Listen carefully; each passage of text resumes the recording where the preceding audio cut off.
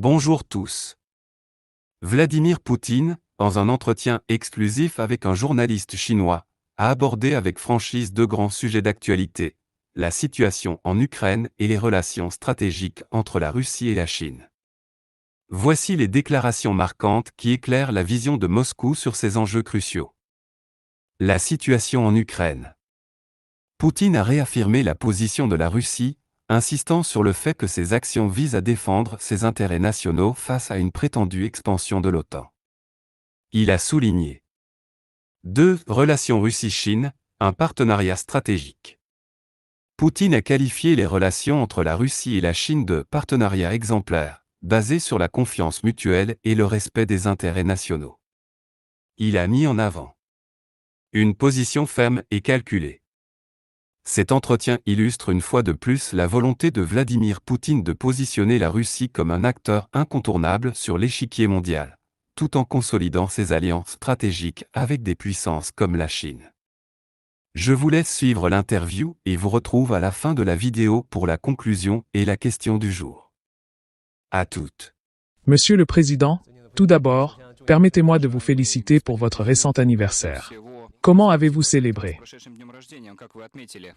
Merci beaucoup, dans un cercle d'amis et de proches. Je tiens à dire que vous êtes en excellente forme et vous avez encore le temps de vous entraîner, Dieu merci. Je pense que c'est nécessaire pour pouvoir travailler intensément. L'entraînement n'est pas une fin en soi, mais un moyen d'atteindre des objectifs vraiment importants. Cela permet de travailler intensément et d'obtenir les résultats nécessaires. Nous avons vu des documents montrant qu'entre 2015 et 2017, vous avez appris à jouer au hockey et à patiner. Vous y parveniez plutôt bien et marquiez de nombreux buts. Oui, j'ai commencé à patiner il y a seulement 10 ans. Avant cela, je ne savais même pas tenir sur des patins. Mais j'ai essayé, commencé, et je joue encore aujourd'hui. Pourquoi maintenant? Parce que j'y prends plaisir. Les sports d'équipe sont toujours intéressants, émotionnellement captivants, et permettent de se détendre véritablement des tâches quotidiennes. Donc, vous avez appris ensemble, c'est ça? Vous avez appris en même temps à patiner et à jouer au hockey? Oui, bien sûr, mais pour moi, c'était la même chose, exactement la même chose. J'espère donc que notre coopération avec nos amis chinois dans le domaine du sport continuera également à se développer activement. Le wushu est très populaire chez nous, et j'espère qu'il continuera à l'être. Que cette popularité grandira, et nous aimerions présenter à nos amis chinois nos sports nationaux, comme nous les considérons. Comme, par exemple, dans le domaine des arts martiaux, la lutte sambo. Quand j'irai, je parlerai certainement aussi avec le président. Sur ce sujet, je lui proposerai également des initiatives des deux côtés et demanderai son soutien pour ces projets impliquant les jeunes et les sportifs. Pour établir et élargir les contacts dans le domaine du sport. Mais passons maintenant à notre interview. S'il vous plaît, Monsieur Tunin. Monsieur le Président, tout d'abord, permettez-moi de vous remercier pour avoir accepté cet entretien avec notre média chinois. Je sais que c'est la première fois en 2 ans que vous donnez une interview à une chaîne de télévision chinoise. En mars de cette année, une déclaration commune russo-chinoise a été publiée, soulignant que les relations entre nos deux pays sont à leur plus haut niveau historique. Lors du récent forum de Valdai, vous avez mentionné que la coopération russo-chinoise est un facteur stabilisateur important dans les affaires mondiales. Pourriez-vous développer votre évaluation des relations entre nos deux pays et leurs perspectives de développement? Les relations entre la Russie et la Chine, vous savez, actuellement, je vous dis ce qui me vient à l'esprit immédiatement, juste après que vous ayez formulé la question. Elles ne se sont pas construites sous l'influence de la conjoncture mondiale actuelle. Ce n'est pas le résultat d'une conjoncture politique passagère dans le monde. Les relations russo-chinoises se sont construites au fil de 2 décennies, avec soin, calme et à chaque étape. Et la partie russe, comme la partie chinoise, se sont avant tout basées sur leurs intérêts nationaux respectifs, tels que chacun les comprend. Et en cherchant à chaque fois à progresser d'un pas supplémentaire des deux côtés. Nous avons toujours prêté attention aux avis et aux intérêts de l'autre partie. Sur chaque question, nous avons toujours cherché à trouver un compromis, même s'il s'agissait de sujets complexes hérités des temps passés. La bonne volonté a toujours été à la base. C'est ainsi que nous avons résolu les questions de démarcation des frontières, qui, jusqu'à ce moment-là, n'avaient pas été résolues pendant 40 ans. Mais ce désir d'éliminer tout ce qui, d'une manière ou d'une autre, aurait pu nous empêcher d'avancer ensemble était si fort des deux côtés que nous avons trouvé des compromis acceptables pour chacun. Ensuite, nous avons commencé à développer nos relations économiques, comblant progressivement les niches qui, à un moment donné, étaient occupées par d'autres pays, mais qui n'étaient pas aussi efficaces que notre coopération mutuelle dans tel ou tel domaine. Par exemple, dans le domaine de l'énergie, qui occupe une place particulière dans nos relations. Progressivement, la Russie est devenue le principal fournisseur de ressources énergétiques à la Chine, se classant au premier rang en termes de valeur des exportations. De son côté, la Chine est devenue progressivement le premier partenaire commercial de la Russie en termes de volume d'échanges commerciaux. La Russie, quant à elle, a atteint la 6e place parmi les partenaires économiques et commerciaux de la Chine. Je tiens à souligner qu'à différentes périodes, nous avons eu des proportions différentes entre exportation et importation. Nous nous sommes efforcés de répondre aux besoins de l'économie chinoise. Nos amis chinois, à leur tour, ont toujours été attentifs à nos préoccupations concernant certains déséquilibres, notamment dans le commerce des produits manufacturés. Pas à pas, année après année, nous avons amélioré cet équilibre commercial. Et c'est ainsi que nous avançons dans presque tous les domaines. Sans même parler du rôle que jouent les relations russo-chinoises dans la stabilité mondiale. C'est un facteur fondamental. Ces relations nous donnent toutes les raisons de penser que nous avançons dans la bonne direction, dans l'intérêt des peuples chinois et russes. Monsieur le Président, vous avez également mentionné la coopération commerciale et économique entre la Russie et la Chine. Il y avait un objectif fixé pour atteindre un volume commercial de 200 milliards de dollars d'ici 2024. En réalité, dès 2022, les deux parties se sont déjà rapprochées de cet objectif. Nous avons ressenti de nombreux changements. Lors de ma visite à Moscou cette fois-ci, j'ai vu dans les rues, dans les magasins, et même sur les plateformes de commerce en ligne, une présence croissante des marques chinoises. Parallèlement, le gaz russe alimente les foyers chinois, et dans les magasins chinois, on voit de plus en plus de produits russes, comme de la viande et des produits laitiers. Comment évaluez-vous les perspectives des relations commerciales et économiques? Nos relations économiques se diversifient chaque année. Comme je l'ai déjà mentionné, dans le domaine de l'énergie, nous avons une coopération importante et variée. Ce n'est pas seulement l'approvisionnement en pétrole et en gaz. Le pipeline pétrolier fonctionne de manière stable et les volumes de transport augmentent. La même chose s'applique au gazoduc, Force de Sibérie. Nous avons de bonnes perspectives, avec des accords déjà signés pour le trajet de l'Extrême-Orient, et un autre itinéraire, Force de Sibérie 2, en cours de développement via la Mongolie. Les livraisons de charbon et d'électricité augmentent.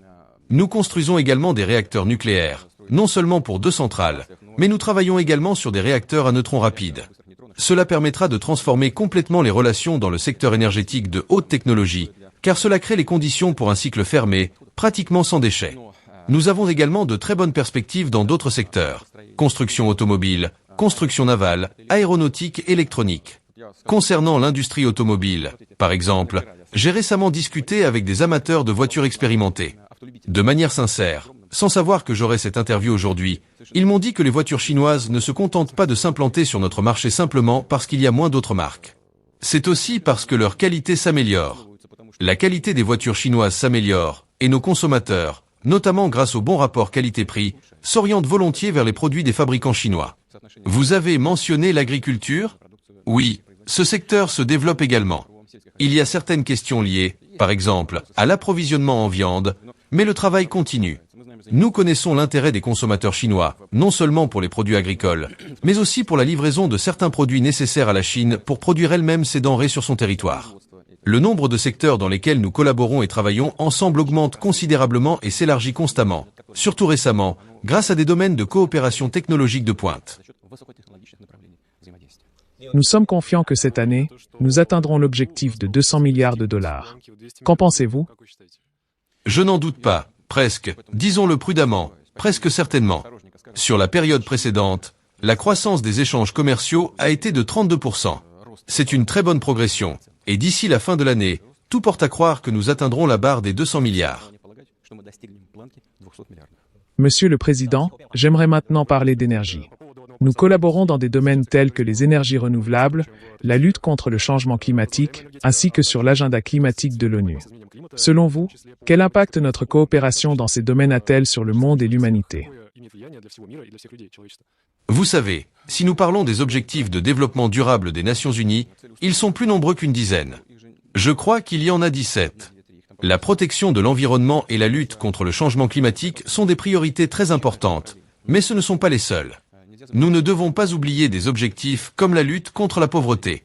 Par exemple, comment pourrait-on dire aux populations des pays africains: vous ne recevrez plus de pétrole ni de produits pétroliers et devrez compter uniquement sur des sources d'énergie renouvelables comme le vent ou le soleil. Ces ressources ne sont pas toujours accessibles pour les économies en développement. Que devraient faire ces gens? Souffrir de la faim. Tout doit être équilibré. Toutes les décisions doivent être équilibrées. Dans ce contexte, si nous parlons de l'initiative « Une ceinture, une route » du président Xi Jinping, il a formulé il y a environ 10 ans.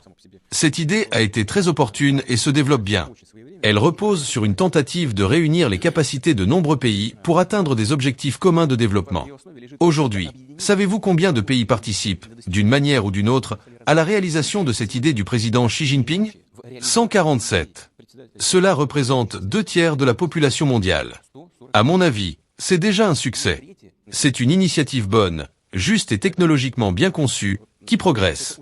Oui, nous constatons que certains l'aperçoivent comme une tentative de la Chine de dominer d'autres pays. Mais nous ne le voyons pas comme cela.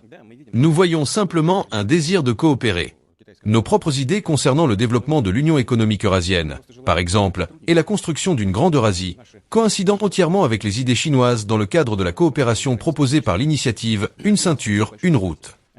Regardez, nos pays membres de l'Union économique eurasienne, UEE, ont reçu 24 milliards de dollars d'investissement grâce à notre travail commun. Qu'y a-t-il de négatif là-dedans? Chaque pays choisit lui-même, dans le cadre de formats bilatéraux ou multilatéraux, ce qui lui est avantageux ou non. Rien n'est imposé. Cela stimule et crée des conditions pour le développement. On peut en dire autant du développement des infrastructures logistiques. Récemment, nous avons construit 2 ponts sur le fleuve Amour avec la Chine. À mon avis, c'est bénéfique pour les gens. Cela augmente les échanges humains. C'est également bon pour les affaires et pour le développement économique, car cela permet d'accroître les échanges commerciaux. C'est pourquoi nous saluons cette initiative du président Xi Jinping. Nous travaillons ensemble et nous continuerons de le faire.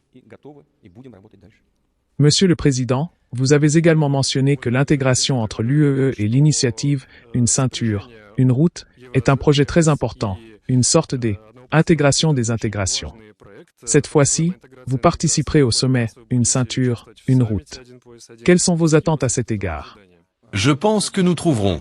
Comme je l'ai déjà dit, les pays membres de l'Union économique eurasienne ont déjà reçu 24 milliards de dollars d'investissement grâce à cette initiative « Une ceinture, une route ». Ce montant augmente, car le nombre de projets mutuellement avantageux ne cesse de croître. Ces projets ne profitent pas seulement aux pays qui reçoivent des crédits dans le cadre de cette initiative. Ils profitent également à la République populaire de Chine, car elle obtient des produits et des conditions favorables pour un meilleur développement. Tout cela repose sur des bénéfices mutuels.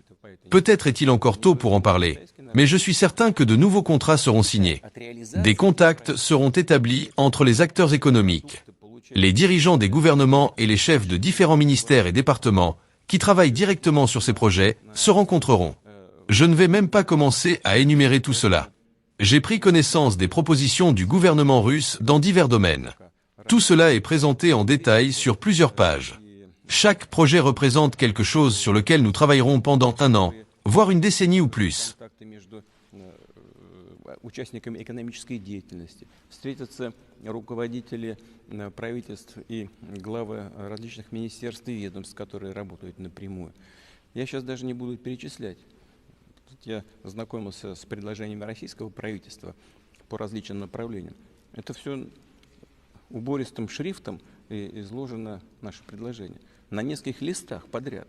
И каждый проект может представлять из себя то, над чем мы будем работать не 1, а может быть год, а может быть десятилетия вперед. Поэтому у меня ожидания самые хорошие, в том числе и от контактов со своими коллегами. C'est pourquoi mes attentes sont très positives, notamment concernant les contacts avec mes collègues. Nous avons vu qu'au sein de la communauté internationale, il existe différentes opinions sur l'initiative « Une ceinture, une route ». Quels avantages pensez-vous que cette initiative, qui est passée en 10 ans d'un concept à une réalisation concrète, apporte à l'humanité? Инициативы до реалистичной, воплощенной в жизнь проекта приносит всему человечеству преимущество. Je pense que l'avantage principal de cette initiative proposée par la Chine réside dans le fait que, dans le cadre de ce travail, rien n'est imposé à personne. Tout repose sur la recherche de solutions acceptables, de projets et de méthodes pour atteindre des objectifs communs qui conviennent à toutes les parties. C'est ce qui caractérise la Chine d'aujourd'hui sous la direction du président Xi Jinping. Pour le dire simplement, personne n'impose rien, ne force rien. Des opportunités sont simplement offertes. Et s'il y a des difficultés, des compromis sont recherchés et trouvés. Comme je l'ai déjà dit, c'est, à mon avis, ce qui distingue le projet Une ceinture, une route, proposé par le président chinois des nombreux autres projets que les pays ayant un lourd passé colonial tentent de mettre en œuvre dans le monde. Проект «Один пояс, один путь» от многих других, которые пытаются реализовать в мире страны с тяжелым колониальным наследием. Qu'est-ce qui rend nos relations si solides? Nous avons de nombreux intérêts communs et des projets conjoints, y compris dans les domaines humanitaires et sportifs. Par exemple, selon le ministère de l'Éducation de la Fédération de Russie, le nombre d'élèves russes passant l'examen d'État unifié en langue chinoise a doublé. Ces derniers temps, la littérature et la musique russe ont influencé plusieurs générations de Chinois. Nous avons suivi avec enthousiasme les jeunes patineuses russes, comme Alexandra Trusova, Kamila Valieva et Anna Shcherbakova. Elles ont une immense communauté de fans sur Internet en Chine, où elles sont même surnommées « fées », qui se disputent littéralement entre elles. Pensez-vous que la coopération humanitaire et sportive joue un rôle important dans notre amitié?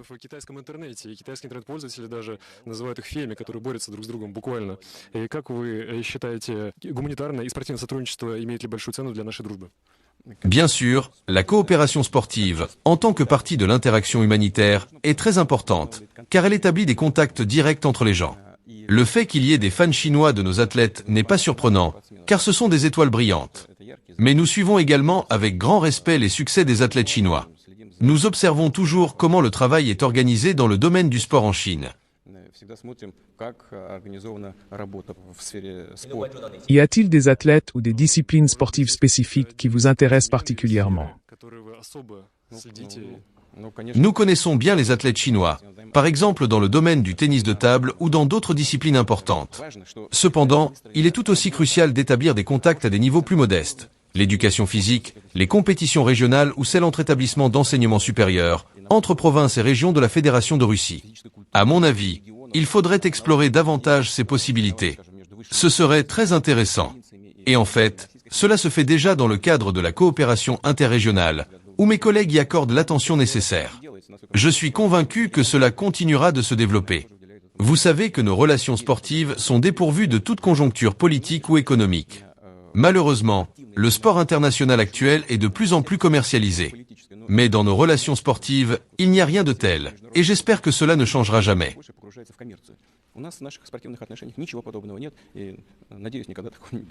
Monsieur le Président, vous avez mentionné que si vous n'aviez pas pratiqué le sport, en particulier le judo, votre vie aurait pu prendre un tout autre chemin. Pourquoi dites-vous cela? Tout le monde le sait, ce n'est pas un secret. Je viens d'une famille ouvrière ordinaire. J'avais beaucoup de temps libre pour traîner dans la cour. Qui sait comment ma vie aurait évolué si je n'avais pas pratiqué le sport? Honnêtement, peu importe le sport en question. Ce qui compte, c'est d'en faire et d'y consacrer du temps.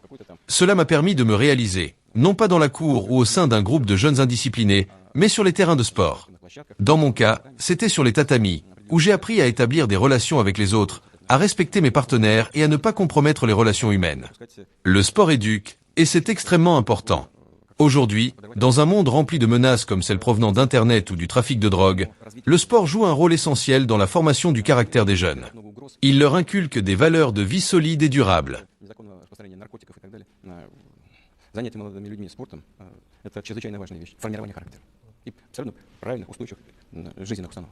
Monsieur le Président, lors du récent forum de Valdaï, vous avez mentionné le concept de « multipolarité juste » et souligné la nécessité de contrer l'hégémonisme dans les domaines de la morale et des valeurs.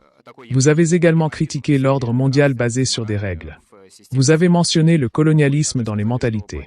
Pourquoi pensez-vous que cela est pertinent pour la démocratisation des relations internationales et la construction d'un monde multipolaire?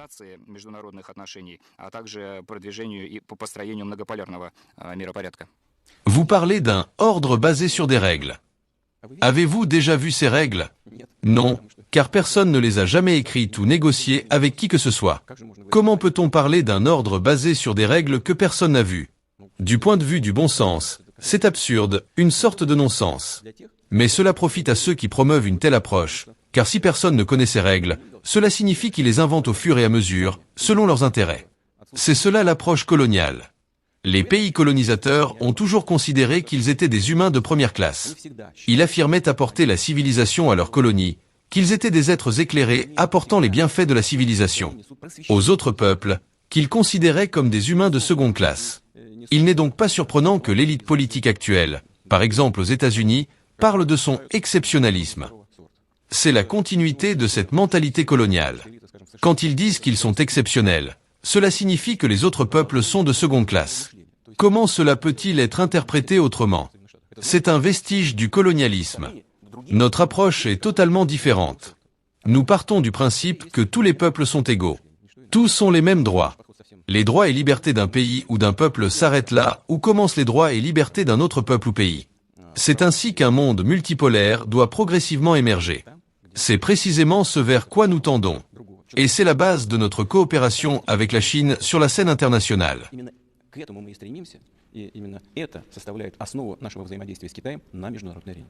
Il y a quelques jours, le BRIC est passé de 5 à 11 membres.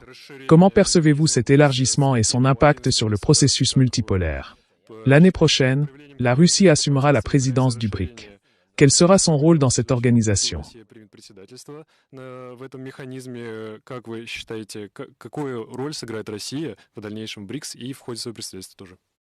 Tout d'abord, je tiens à dire que cet élargissement n'a pas été simple.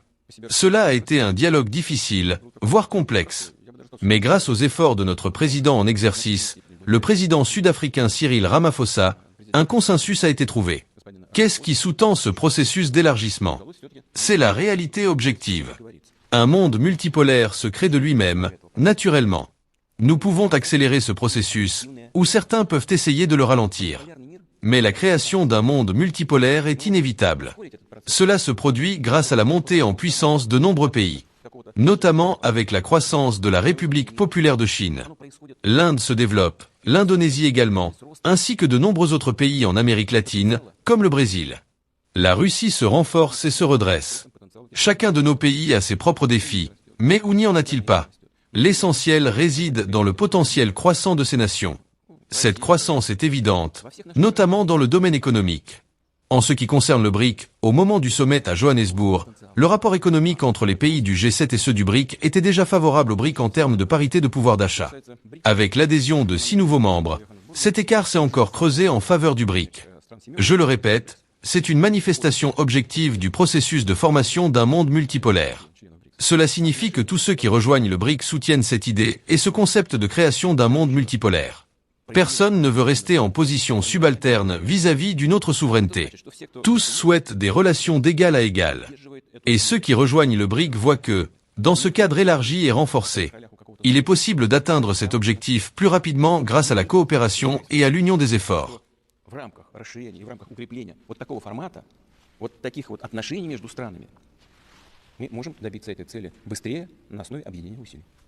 Monsieur le Président, vous êtes bien familier avec l'histoire. De plus, vous contribuez à la façonner. Il existe une opinion selon laquelle certaines approches des relations interétatiques, comme le réalisme, n'ont pas permis de résoudre les problèmes auxquels l'humanité est confrontée en termes de développement. À ce moment historique charnière, comment percevez-vous les idées du président Xi Jinping sur la création d'une communauté de destin pour l'humanité, ainsi que ses initiatives en matière de développement global, de sécurité globale et de civilisation globale?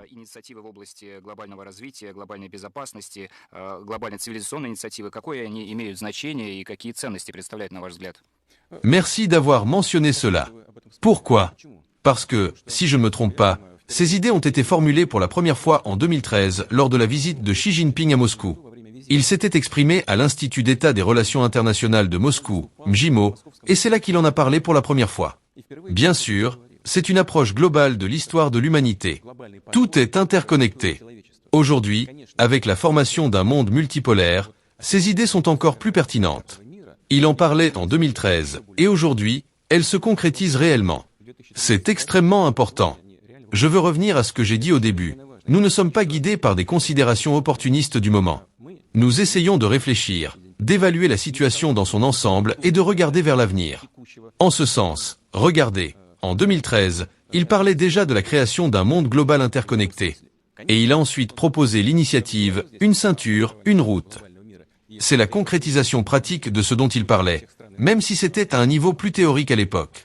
Je pense que la cohérence et le mouvement vers des objectifs communs, tout en comprenant l'essence des événements en cours, caractérisent bien le président Xi Jinping et la politique de la République populaire de Chine. Движение к общим целям при осознании сути происходящих событий, но это отличает и председателя Си Цзиньпиня, и политику КНР. Monsieur le Président, vous avez rencontré Xi Jinping plus de 40 fois. Comment décririez-vous Xi Jinping en tant que personne et en tant que leader? Auriez-vous des anecdotes ou des histoires à partager? Le président Xi Jinping me considère comme son ami, et je le considère comme le mien.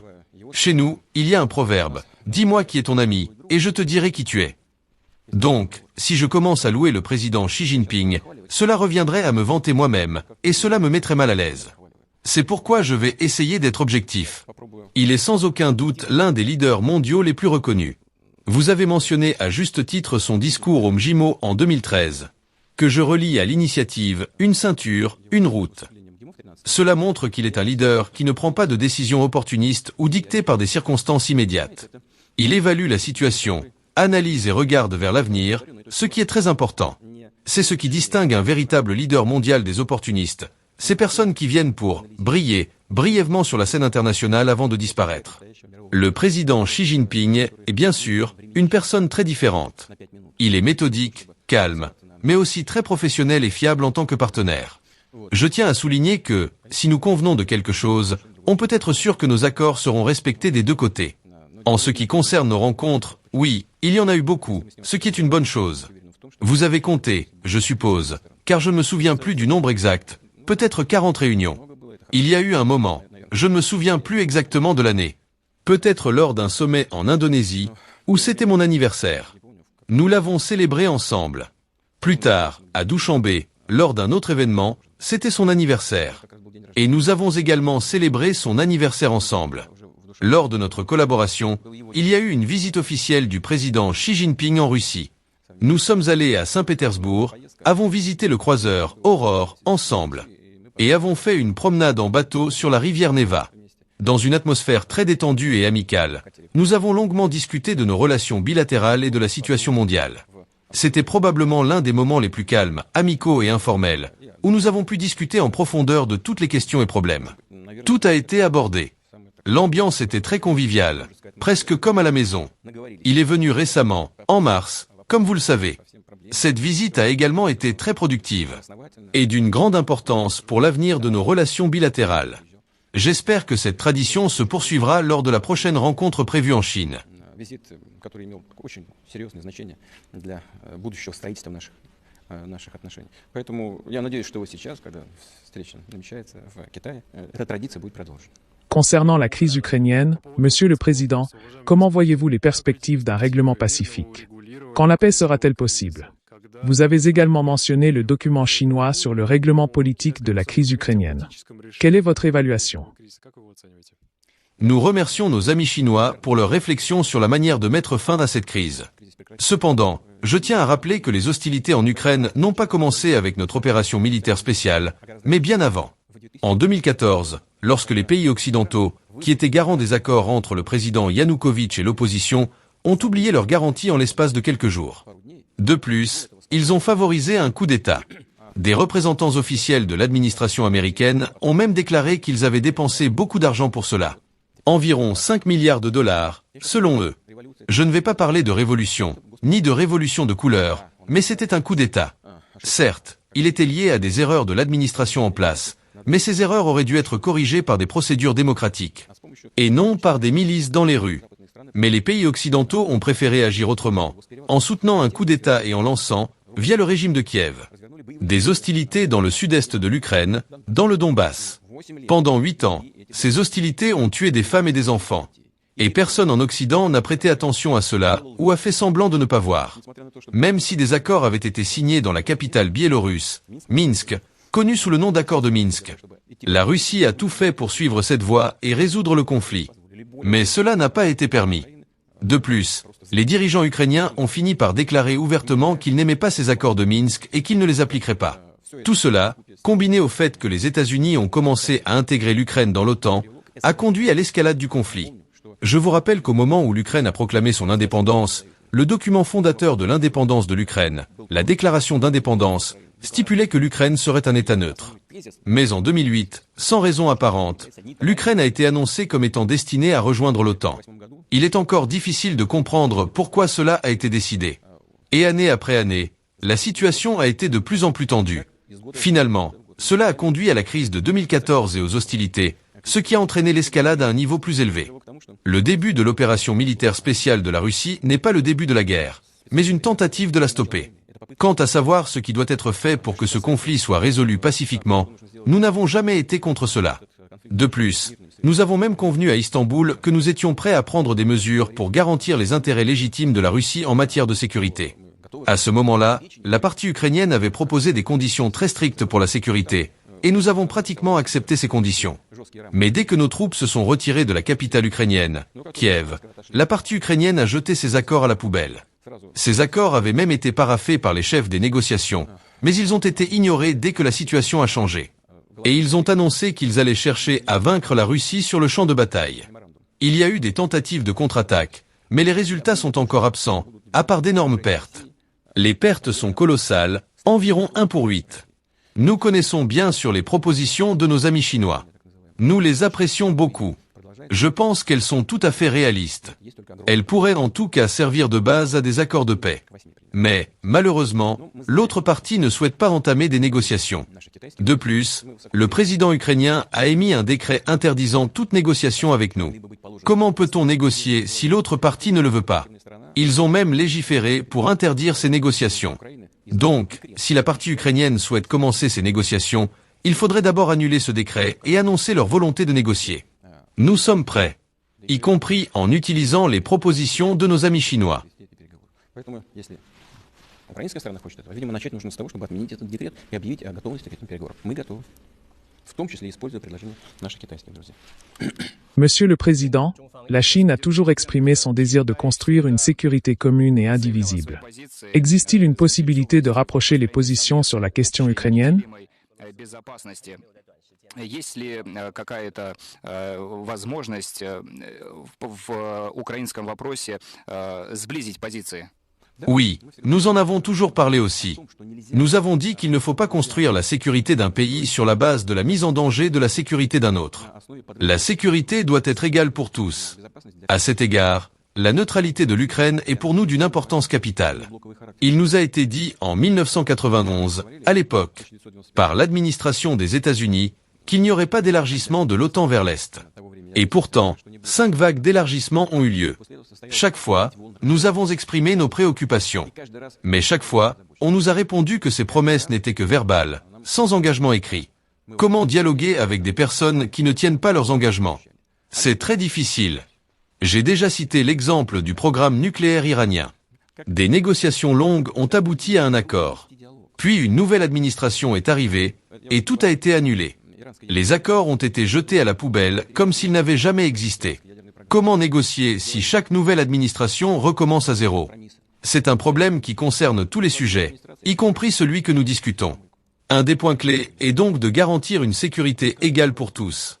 La Russie, comme tout autre pays, a droit à cela.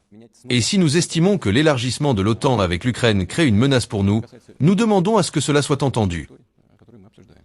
Поэтому один из ключевых моментов – это обеспечение равной безопасности для всех. И Россия имеет на это право, так же, как любое другое государство. И если мы считаем, что расширение НАТО за счет Украины создает для нас угрозы, мы просим, чтобы это услышали. Je vous remercie beaucoup pour cet entretien. C'était un plaisir. Pour les spectateurs chinois, je tiens à vous remercier de tout cœur et à transmettre mes meilleurs vœux aux citoyens de la République populaire de Chine. Merci. Наилучшие пожелания гражданам дружественного нам Китая, Китайской Народной Республики. Спасибо. En conclusion, l'entretien exclusif de Vladimir Poutine souligne la détermination de la Russie à défendre ses intérêts stratégiques tout en consolidant son rôle au sein d'un monde multipolaire. En réaffirmant sa position sur l'Ukraine et en mettant en lumière l'importance de son partenariat avec la Chine, Poutine dessine une stratégie géopolitique ambitieuse, visant à contrer l'influence occidentale et à renforcer des alliances clés. C'est tout pour aujourd'hui.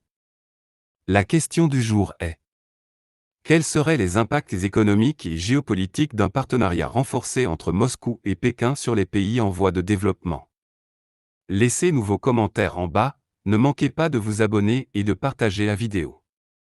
Merci et à la prochaine.